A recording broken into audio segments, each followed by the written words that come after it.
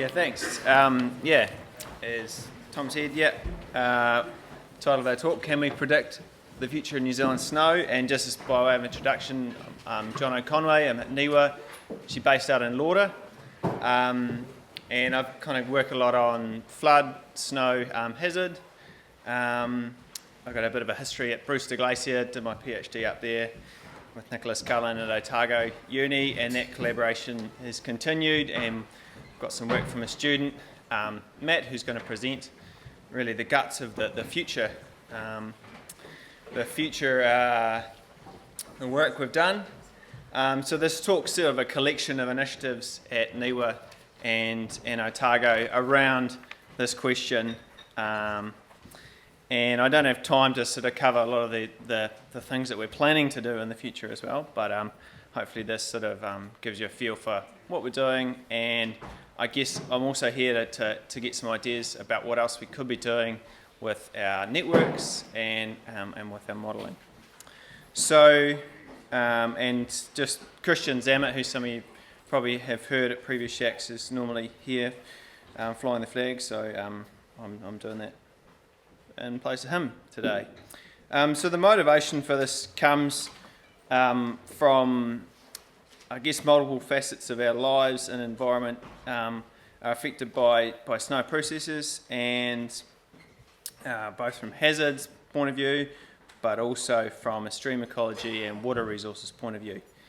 And really, to understand what's going to happen to snow in the future, we really need to use the best information we have to build the best models that we can to then tell us about what's going to happen in the future. And so the way that we do that is by using observations of snow and by from on the ground, and also through satellites.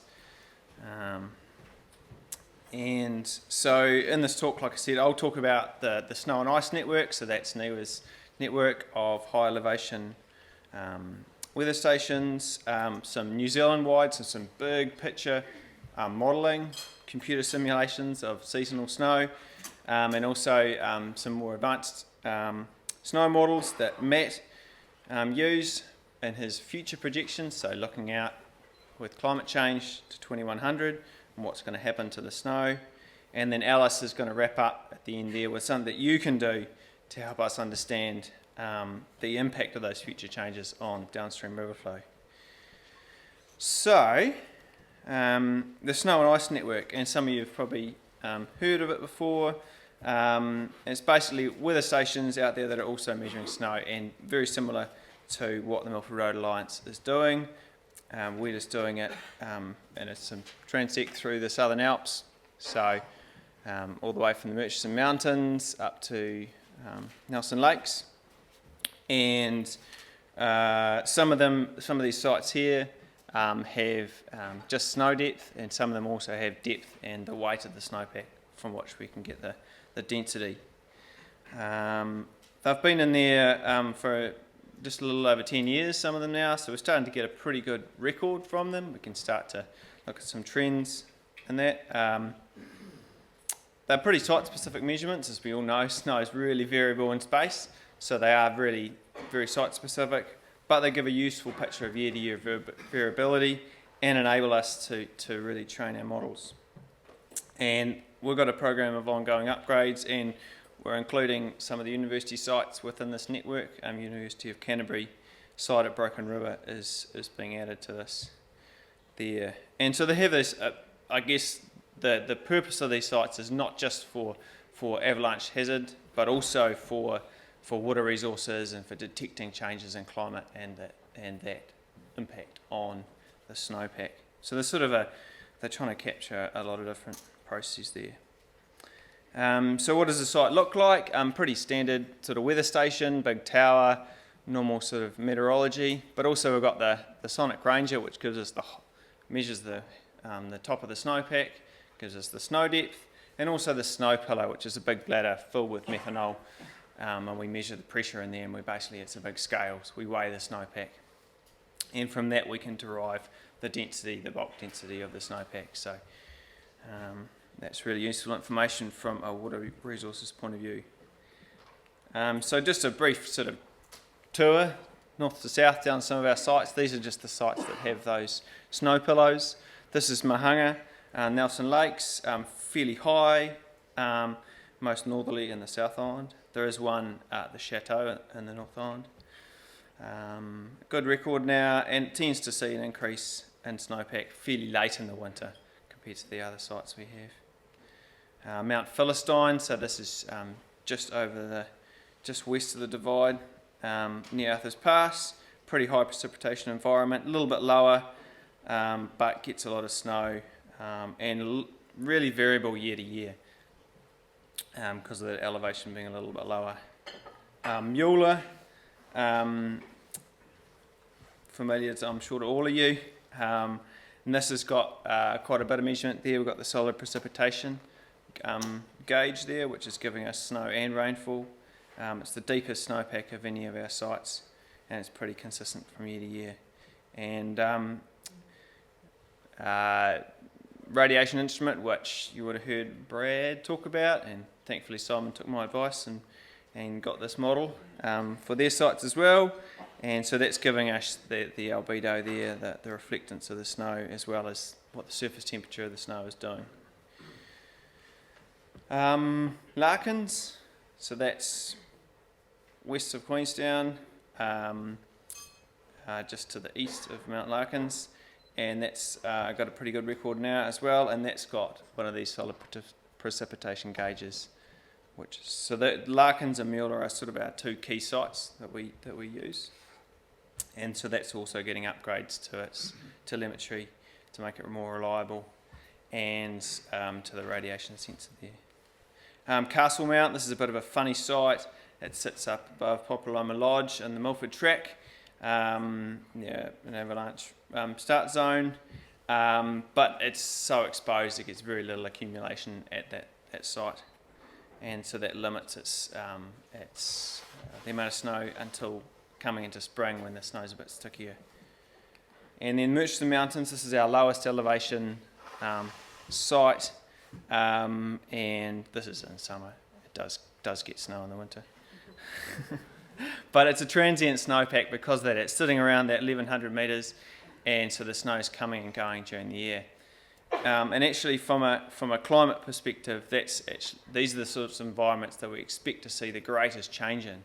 So in terms of recording what's happening to our snow, this is a really key site for seeing that change happen. We expect to see the biggest changes happening here first. So just some graphs, just to give you a picture of what we can do with this data. So this is just a brief look at last winter's snowpack. We're just going to look at some traces of the snow depth through the season, and you can see here from Mahanga, the blue's the average and the red is last year. You can see that hiatus in snow through August there, but then actually snow depth got pretty much bang up onto normal. Similar for Upper Rakaia, that hiatus is there, but we got pretty close to normal. Philistine, different story. Basically just didn't have any snow until August, and then never really got up anywhere near normal. And Larkins, again, of the 7 sites we have records there, it was bang in the middle. So even though we were all complaining that the snow was no good and it was a hopeless season, we can see that it lasted at least 7 years. It was right in the middle.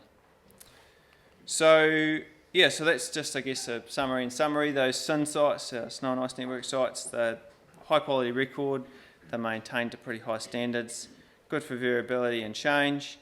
The data goes into InfoX, gets used as part of the avalanche forecast, but they're point measurements. So if we want to know about snow through a catchment or about the island as a whole, how do we overcome that? So we can use satellite data and drones, and they're really useful information, but they can't take us out into the future, and that's where models come in. And so I'm going to take you through at the New Zealand scale, some work we've been doing to try and understand our snow resource, at the New Zealand scale. And so the question here is, can we use our high resolution weather forecasts, the temperature and precipitation from those, can we use that to make to develop an understanding of how much snow is out there and how long it lies in different areas. And so to do that, we take the temperature and precipitation, we interpolate it down to a 250 metre grid, which is a bit more representative of the terrain in New Zealand. Still not getting down to all the snow process scale, but at least is getting the terrain right enough.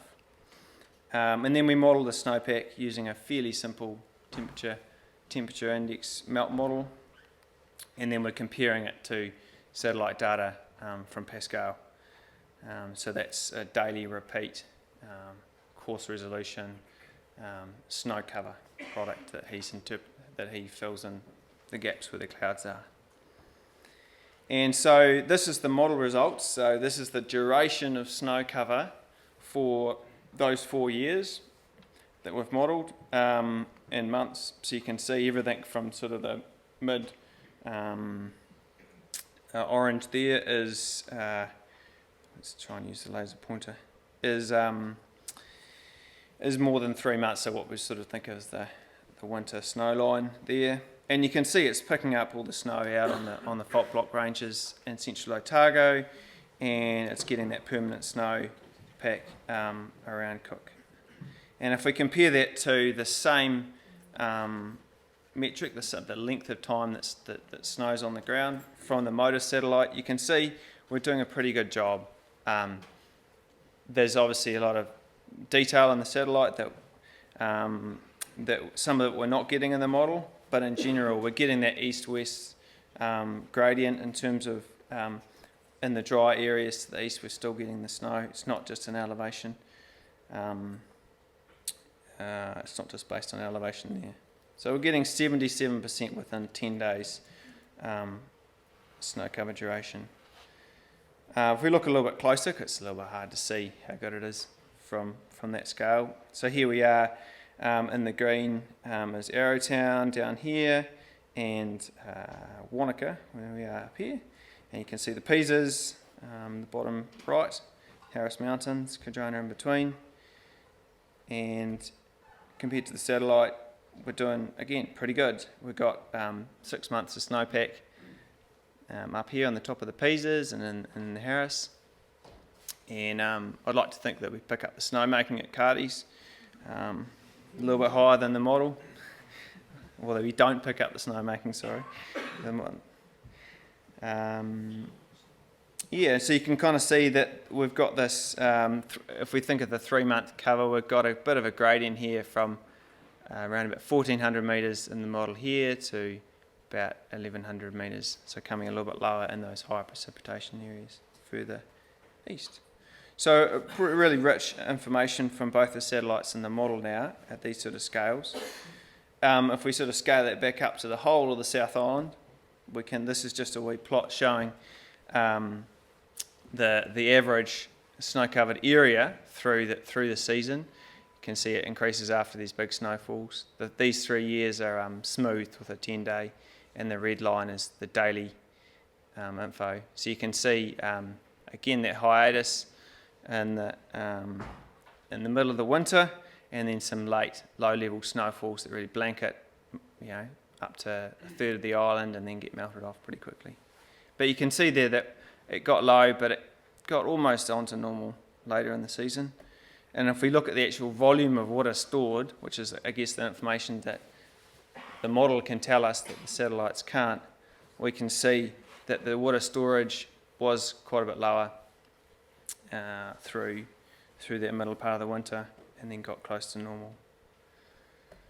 So that peak of the storage here is roughly equivalent to 2 weeks of the total rainfall of the South Island.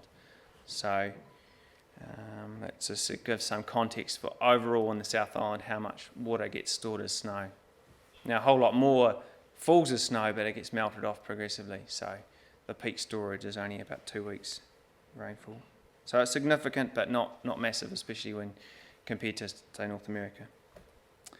But this is a pretty broad brush. This is 250 metre grid. This is using a fairly simple model. But what about if we want to know a little bit more about what's happening inside the snowpack? We're going to need a different model for that. And so we've been testing this new physics-based model called FSM2. And so that accounts for a whole lot of other physics we know is going on inside the snowpack. All these things that are affecting the rate at which it melts and what's going on. And out of the model we can get a whole lot more information. So we can get the surface temperature, the albedo. We can also get the temperature and the grain size and liquid water in layers through that snowpack. So we can start to get a much more detailed picture of what's going on. We can start to model it, not to say that all models are wrong, but we can at least start to try and extract this information from it. And we've been doing some testing at Mueller, and this is where those solid precipitation gauges we have come in really handy, because if we want to model the snowpack, we need to know what's coming into it. We need to know the snow at that site.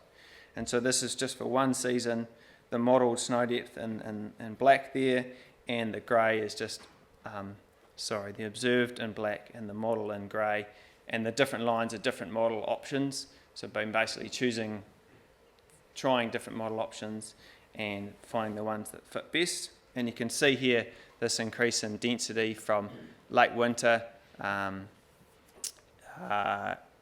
snowpack, 300 kilograms per metres cubes, and then really as it gets warms up and gets rained on, it's getting up to over 500, 600 as a bulk density here through the spring. And the model's able to capture that pretty well. So we're pretty happy that the FSM2 is behaving as it should in New Zealand, and with a better model we can expect that our forecasts both in the short term and in the long term are going to be better. So with that I will hand over to Matt, who will tell you about using FSM2, what we can learn about the future.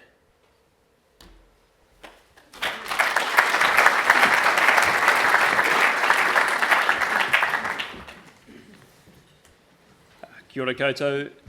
My name is Matt Wright, and I'll be sharing with you some of the projections of future snowpack that we were able to identify from implementing the FSM2 model, which Jono has just described. So I was lucky enough to be given access to this model as part of my master's thesis at the University of Otago, which under the supervision of Nicholas Cullen and unofficially by Jono, we were able to create these outputs that represent some pretty robust estimates of future changes to seasonal snow. So with this project, we wanted to make quantitative estimates of climate change on seasonal snow and the Clutha-Mato catchment. But not just because it would make for a good thesis topic. Seasonal snow and resulting snowmelt directly affects New Zealand's economy through the energy, agriculture and tourism sectors. Snow provides a basis for much of the work done by all of you today. So any changes in the spatial extent of snow, the mass of water stored as snow, or the duration of seasonal snow cover are likely to have major impacts. We want to better understand where and when these changes might occur so we can direct management strategies. And up until now, a lack of observational data and computational requirements have limited our understanding of this potential future variability, leaving a gap in research that we could fill. So to do this, we needed a sophisticated model, that being FSM2, to calculate the depth and density of the snowpack on a fine 250 metre grid.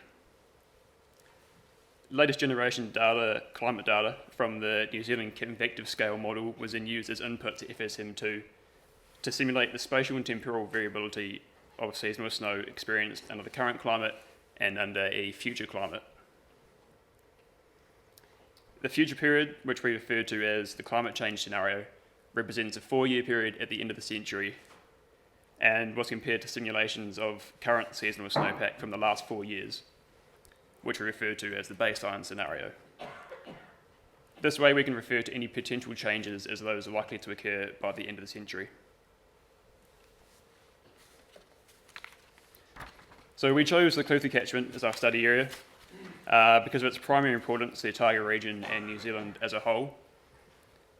It hosts nationally significant lakes and hydroelectric dams and a large expanse of irrigated agricultural land. Specifically though, for the modelling analysis, we chose this 50 by 50 kilometre domain in the upper catchment, extending from Queenstown across the Conway and up to Wanaka. This included mountain ranges and ski fields relevant to many of you, including Remarkables, Coronet Peak, Jono, Treble Cone, the Pisa Range and the Harris Mountains. Quickly zooming back out a bit, in order to identify future snow conditions, we must first understand how New Zealand's overall climate might look in the future. Where New Zealand is predicted to experience a significant increase in mean air temperature, somewhere between 0.7 and 3 degrees Celsius by the turn of the century. High altitudes are expected to experience greater degrees of warming, and precipitation patterns will be even more variable, where the west and the south of New Zealand are expected to become wetter and the east and the north become drier. Following a mid to high emission scenario, or RCP6, regional climate projections suggest an average annual air temperature increase of 1.5 degrees Celsius and a 10% precipitation increase for our study domain by the end of the century. These are the climate change signals that we used as input to the model to simulate future snow. And this is what the current snowpack looks like, which is similar to what Jono has just described. Might not look immediately familiar, but it shows the same area as the previous study domain map, where the colour scale indicates snow cover duration in days. We can see this substantial spatial variation in snow cover duration across the domain, which is primarily controlled by elevation. So bearing that in mind, it starts to look more familiar. We have the most snow cover days on the peaks and ridges of the Pisa Range here, the Remarkables, and up in the northern Harris Mountains. Comparatively, these dark blue spaces represent Lake Wakatipu, Cromwell, and Wanaka. So this output basically confirms that, yes, the model is working, as it can reproduce current conditions like we would expect to see. So with that in mind, we have the confidence to run the model to simulate future conditions.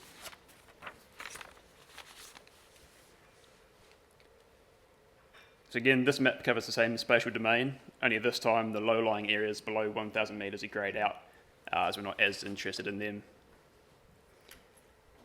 The colour scale indicates the magnitude of change in average annual snow duration in days, where the yellow represents the greatest reductions. So these reductions are most pronounced in areas closer to the main divide of the Southern Alps, including the northern Harris Mountains up here, which could experience up to a 69.3% decrease in snow cover duration, or equivalent to 84 fewer snow cover days per year. Snow losses are less evident in these high elevation areas, but even the most isolated peaks are still showing negative change. Still, the minimum there is still negative 4% change. So elevation obviously plays a primary role in controlling snowpack, and we wanted to clearly identify this by breaking down snow cover duration by elevation.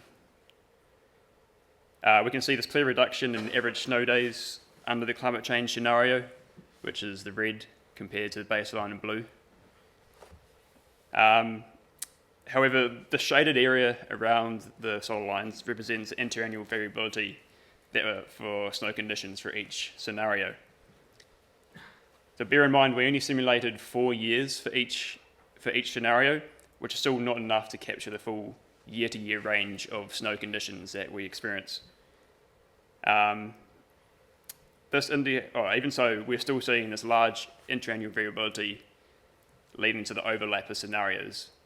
So this means that future snow conditions could still be within the range of current conditions that we see now, albeit that possible good seasons in the future may be equivalent to our poor seasons now.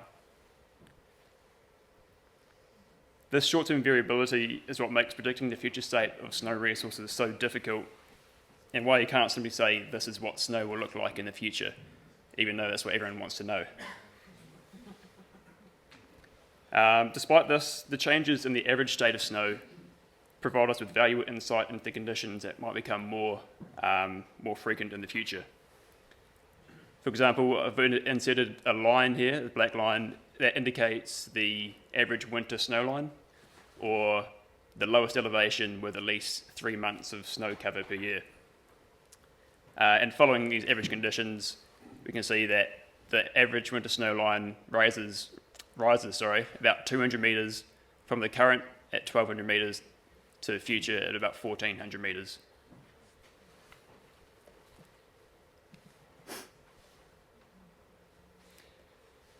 This shift in snowline is expected to result in the greatest losses of snow being felt at low elevations, most of all for areas around 1,400 metres, which can expect to lose around 50 annual snow days on average. All other areas above 1,000 metres show at least an average 20 fewer snow days per year on average. It's interesting to know that even with the 10% rise in annual precipitation that we might see with climate change, we're still seeing snow losses at the highest elevation areas in the domain, so that greater inputs of snow are still not offsetting these overall losses.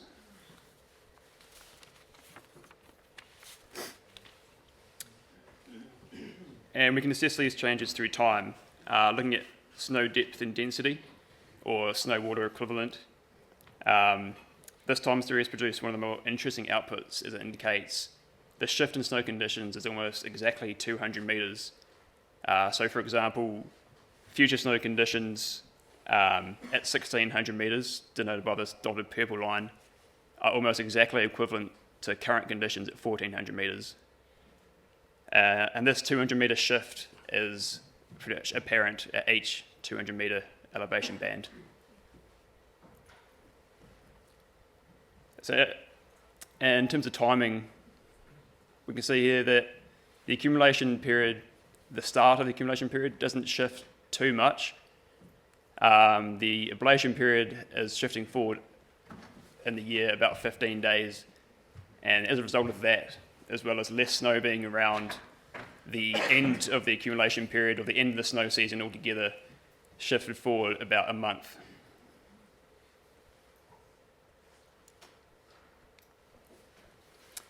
So what does this mean for all of you? Well, a shortening of the snow season and a rising snow line are likely to have adverse effects on the ski industry. So, particularly for low-lying ski fields such as Coronet Peak, with base elevations close to the current winter snow line, as that will rise above their base elevations. As a result, the dependence on artificial snowmaking will increase, proving even more problematic for ski fields with insufficient resources to produce enough snow. Shifting snow conditions are obviously problematic for avalanche forecasting, and changes to the timing and magnitude of snow processes are likely to significantly alter the flow regime of rivers and streams in the Clutha catchment. So less snow accumulation and earlier melt would make more water available in the winter, which could actually prove beneficial for hydroelectric power generation, as more power can be generated during times of peak winter demand. On the other hand, this also means water might become less available during the summer, further exacerbating summer low flows and causing problems for irrigated agriculture in the area. So those are just a few of the main results that we were able to identify from running the snowpack model. And there's so much more scope to model for different alpine areas over different time periods and under different magnitudes of climate change. So you can quickly start to appreciate the worth of running these projections in order to get a much better understanding of the conditions we're heading towards, so we can direct how we act now. And talking of which, Alice Hill will show you what you can do now to help out. So I'll pass over there.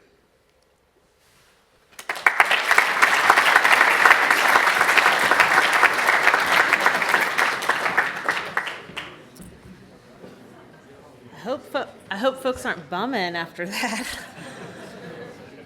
So I'll try to pick you back up a little bit. But Matt did a great job. So sorry, my name's Alice Hill. I'm a hydrologist at NIWA, and I sort of study both the snow and the alpine domain, but also kind of as that moves downstream. And Matt set such a great stage to talk about like kind of what is the importance, the even larger scale importance of snow in New Zealand in the future under the context of thinking about the context of climate. So I'm going to introduce a new project that we're starting up at NIWA called Aotearoa Snow Isotope Project. So we've heard earlier today, Pascal mentioned actually the holy grail of snow hydrology, which is how much water is stored in the snowpack.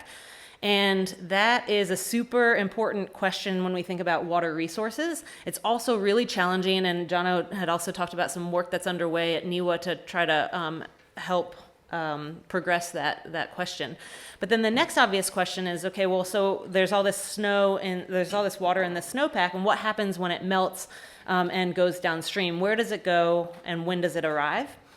And so what we're trying to do with the Aotearoa Snow Isotope Project is use snow isotopes as tracers to help us understand this like larger scale question of where does snow go, and essentially how big of a player is it in New Zealand's water resources and water supplies. And so how we're going to do that is use water isotopes as tracers. So you might be wondering, what are water isotopes and what are tracers? So very briefly, isotopes are just an atom with a different number of neutrons. So if you think about an oxygen atom, it can have the same chemical behavior, but a different number of neutrons, so it gives it a different weight. So what we're looking at here spinning on the screen is O16 and O18. One has 2 more neutrons than the other. And so it just makes it a heavier molecule. In water, H2O, we can also utilize hydrogen isotopes to tell us something about the snow, as well as oxygen isotopes. And isotopes are especially a useful tool in cold environments because the processes that affect the differences in what kind of molecules you have in a handful of snow are energy limited, and cold environments where snow exists are usually energy limited. So for example, when water goes through phase changes, like when it falls out of a cloud in the atmosphere and deposits as snow, we get heavier isotopes falling out preferentially over lighter isotopes. So you get a skewed ratio of your water isotopes and snowpacks. Similarly, you've all been, I'm sure, in a scene that looks like that picture on the left where you've got this sweeping wind going across an existing snowpack, and as that wind and other turbulent forces sweep across a snowpack, a snow surface, it will resublimate the snow back into the atmosphere. And in that scenario, lighter isotopes preferentially sublimate over heavier ones because it takes less energy to bring a lighter isotope back into the atmosphere. So that's just one of the tools that we can use, sort of exploit with isotopes in snow and in water to tell us stuff about the hydrology downstream. We can also figure out the moisture masses that the snow came from originally, how long it's been potentially sitting on the surface, how many phase change cycles it's gone through, and we can even look downstream in the groundwater aquifers and get a sense for how long it's been hanging out in the system, or the time buffer that we might have with that water as a resource. So isotopes can be really useful tools if we're clever about how we use them. NIWA has had an existing project trying to map or model isotopes across New Zealand, and it's done that through a whole bunch of data collection sites, a huge network of mostly surface water sites that you can see there in the red and blue circles. Essentially what we do is we use that data at those point sources along with environmental information and terrain information that we know affects isotope values. And we can basically model or calculate forecast what we think the isotope value will be at any place in New Zealand. We know that this model performs the worst in alpine areas. And that's in part because the number of data points that we have in alpine areas is quite sparse. You can see there, I'm not sure if that shows up well, but sort of an oval across the Southern Alps that identifies really a dearth of data. And that's challenging because without good data or calibration points, we can't really make the model more accurate. We don't know where we're going wrong with the model. We don't have good data there because alpine areas are typically far from where we work in NIWA offices. They're expensive to get to for our field techs, and it's hard to get there fast or quickly after a storm, and we like to try to get snow samples as soon as possible after storm events because that gives us the most accurate signature. So that's where you all come in. We are launching the Citizen Science Project to basically appeal to you all, any alpine professionals or even just recreational skiers, folks who find themselves in alpine areas who would be willing to collect samples for us and send them to me for processing for isotopes. That will really help our data set. This is kind of a New Zealand first of its kind data set that we're trying to accumulate. And because there's only a certain number of folks at NIWA who work in the snow arena, we can't do this ourselves.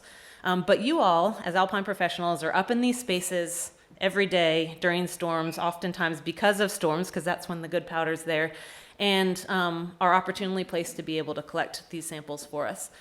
So it's super easy.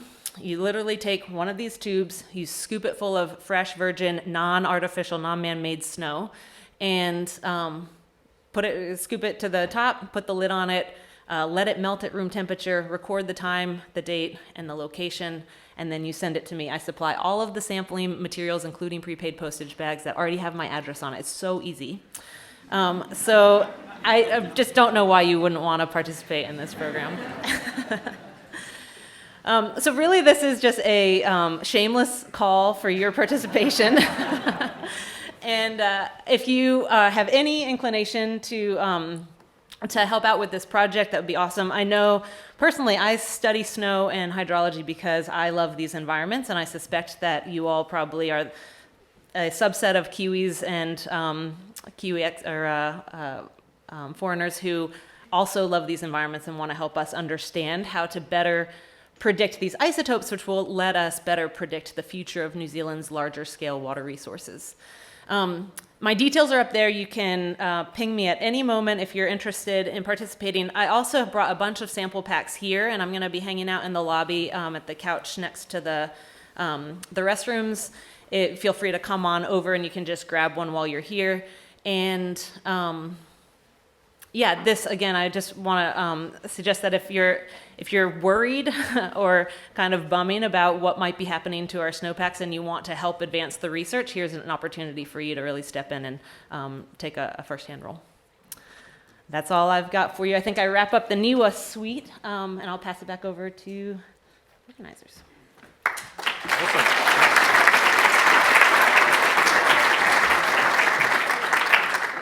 Great, we do have a little bit of time for some questions. So if you raise your hand, Becky will come around and bring the mic over and just direct who you have the question to.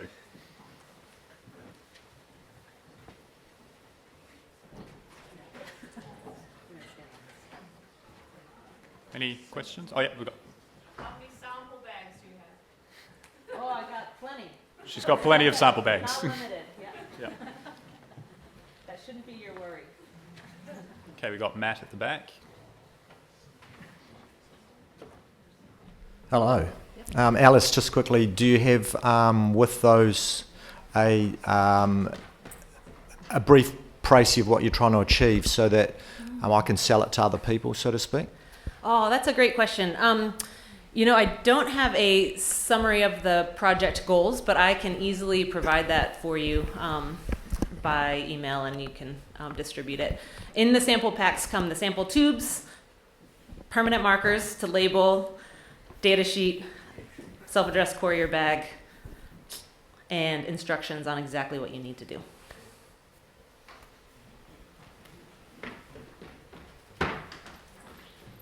Any other questions? Yeah, got one over here. Is this winter snow or summers as well? Great question. So winter snow is my immediate focus because that's where we have the least amount of data. But we're actually studying precipitation isotopes year round. So obviously snow is a form of precipitation, typically harder to get because it's the least friendly time and environment for non-alpine professionals to be out there. But we are interested in year round precipitation, snow and rain sampling. You know about the project that's called Community Snow Observations and it's run from Oregon University? No, I don't. Thanks for the tip. I'll look into it. Yep. All right, sounds good. Let's give a round of applause to Jono, Matt, and Alice.